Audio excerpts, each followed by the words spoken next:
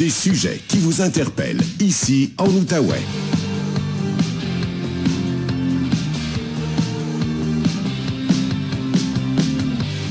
Voici Louis-Philippe Brûlé. OK, quelques sujets de nature médicale maintenant avec Patrick Filion, microbiologiste et professeur au Cégep de l'Outaouais.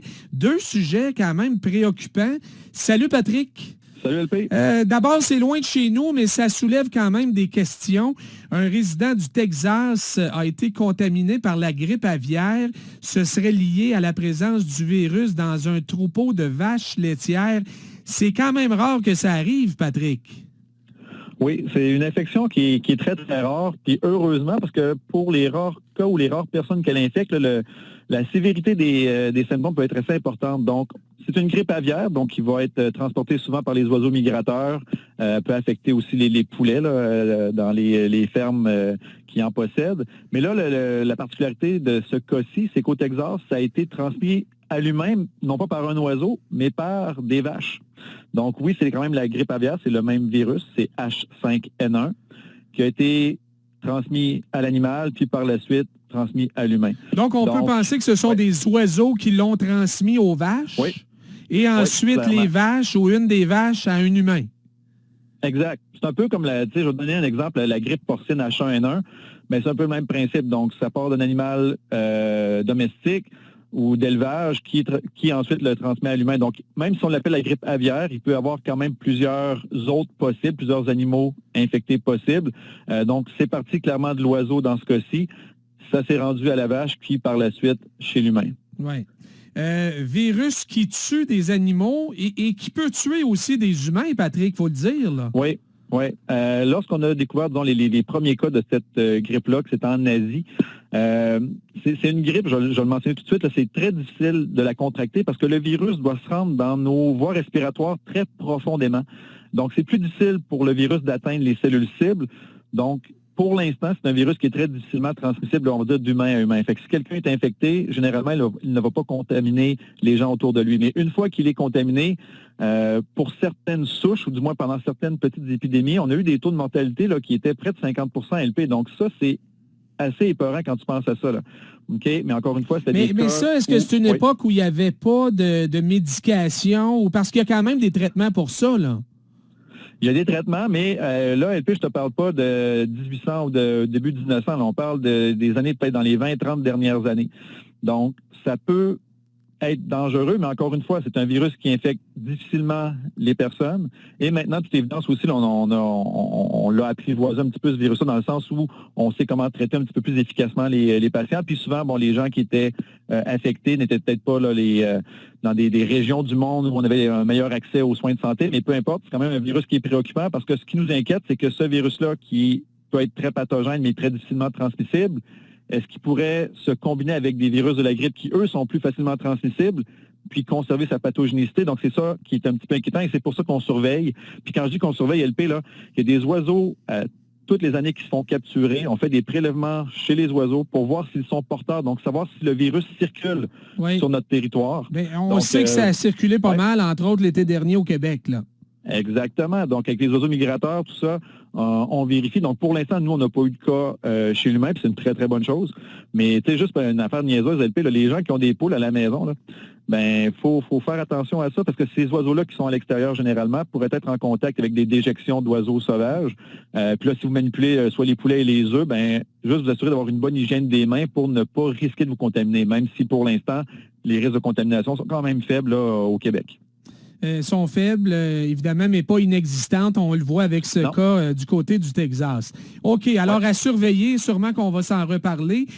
Deuxième sujet, c'est un gros dossier de la presse qui a attiré mon attention en fin de semaine parce que ça touche un médicament que je prends, Patrick, pour traiter mes allergies et mon asthme, le Singulair, qui serait lié, semble-t-il, à des suicides depuis plusieurs années au Canada. Santé Canada vient d'ailleurs d'émettre une mise en garde à cet effet. C'est un médicament que tu connais bien, Patrick. Je connais bien pour deux raisons, LP. Au début des années 2000, j'ai travaillé un bref moment, là, mais pour la compagnie Merck Frost à Kirkland, à Montréal. Donc, entre autres sur le médicament Singulair et Vioxx. Donc, le Singulair à la base, donc c'est une molécule qui va aider, comme tu l'as dit, là, pour les gens qui ont de l'asthme, qui ont des rhinites, donc des réactions allergiques là, saisonnières, des choses comme ça. L'avantage de ce médicament-là, c'est que, c'est un comprimé, donc ce ne sont pas des pompes que l'on prend, donc c'est peut-être plus facile à administrer là, pour les enfants, pour les personnes qui trouvent ça désagréable, les pompes comme telles.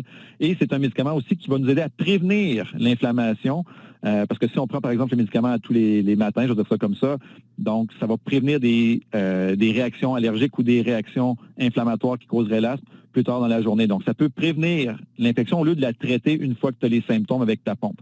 Donc, il y avait quand même des avantages certains.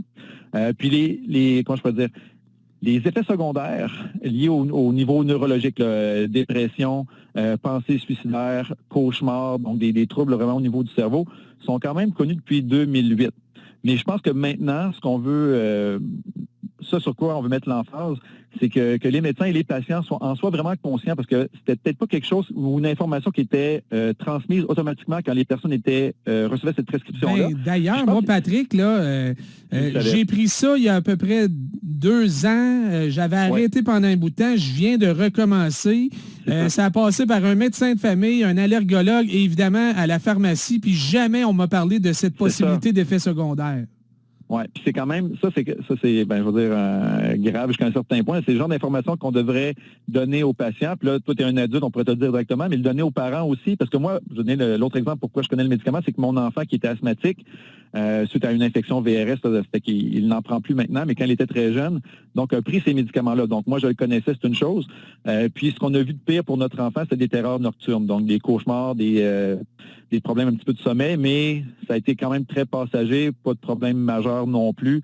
Il a cessé de le prendre, donc c'est plus une préoccupation pour moi. Mais je pense que toutes les personnes qui consomment ces médicaments-là, puis il y a peut-être des gens, puis j'espère que tu en fais partie, LP, qui n'ont pas de conséquences aussi, parce qu'il faut comprendre qu'on est tous différents. Donc, il y a des gens qui vont prendre un médicament X, qui n'auront aucun effet secondaire, puis tant mieux, ils auront l'effet bénéfique lié au médicament. Oui. Mais pour ceux et celles qui font des épisodes de dépression, qui ont des pensées suicidaires, il faut en parler à votre entourage, en parler à votre médecin, votre pharmacien, qui, eux, pourront vous donner peut-être une molécule différente qui, je l'espère pour vous, aura les mêmes effets bénéfiques, mais qui n'aura pas les effets néfastes là, potentiels sur votre santé psychologique. Pour les gens qui ne connaissent pas le nom singulière, moi, ça ne me disait rien, mais le nom générique, c'est Montelukast. Alors, quand j'ai vu ça, je disais, hey, ça, c'est un médicament que je prends. Les effets secondaires toucheraient environ 10 à 15 % des gens qui en prennent et seraient plus nombreux et plus graves chez les enfants, Patrick. C'est ça. Donc, tu sais, d'autant plus, comme je te dis, mon garçon, il a pris ça, je pense, de 4 à 6-7 ans. Encore une fois, moi, j'étais au courant de ce qui se passait, fait qu'on surveillait tout ça.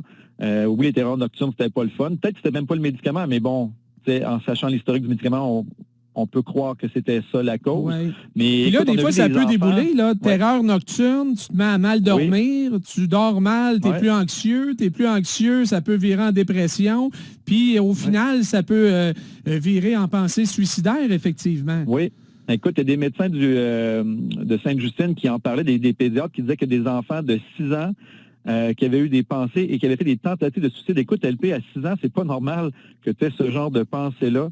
Donc, clairement, encore une fois, médicament qui peut être très utile, mais il faut surveiller les comportements.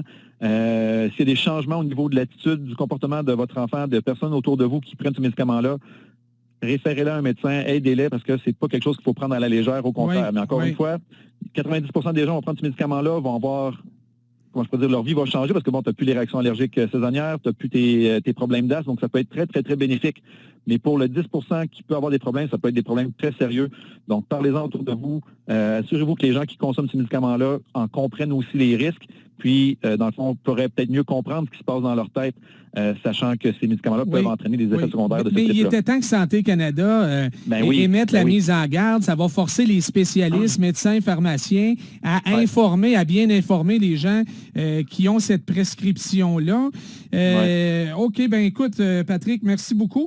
Parce que je trouve ça quand même bizarre, avant de te laisser, qu'il y avait des effets secondaires très minimes au début, comme des petits maux de ventre, de tête ou de la nausée, quand le médicament a été mis en marché en 1997.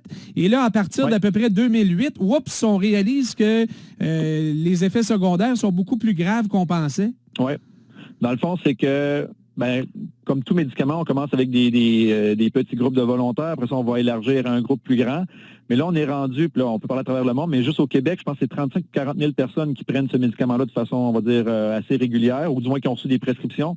Donc là, au volume, en 2008, donc à peu près 8-10 ans après la sortie du médicament, on a fait des ajustements. Donc, déjà en 2008, c'était connu que le médicament pouvait causer certains types de problèmes, mais c'est peut-être pas quelque chose qui a été véhiculé ou une information qui a été transmise suffisamment là, par soit les médecins et pharmaciens. Donc, puis je suis pas mal certain que, bon, ils le savaient, mais ils n'ont peut-être pas vu de cas très grave. Mais là, je pense que c'est vraiment un avertissement pour tout le monde.